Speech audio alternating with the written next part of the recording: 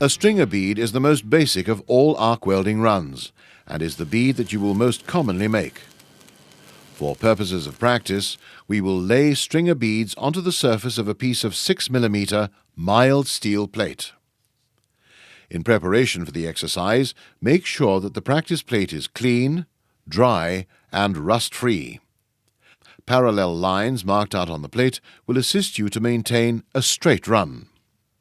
The procedure involves striking an arc at the end of the plate and then running the electrode along the line. Concentrate on maintaining a steady travel speed and keeping the arc length as constant as possible. For this exercise, we are still using 6mm mild steel plate, an AC current at a setting of 120 amps, and a 6013 3.15mm electrode. Let us now observe a stringer bead being run on a practice plate.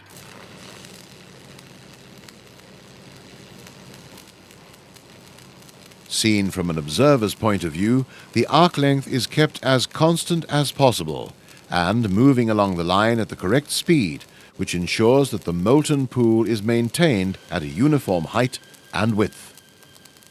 Sooner or later, the electrode will burn down and a new electrode must be fitted. To restart a weld, you will first need to chip away the slag from the end of the bead.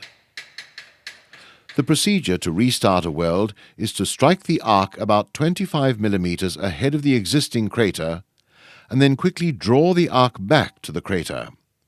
The run is then continued in the normal manner. Let's look at this action.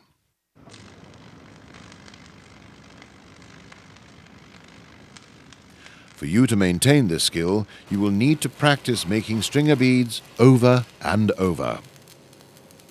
A sure sign that you have achieved an acceptable weld is when you see the slag lifting off the bead after it has cooled.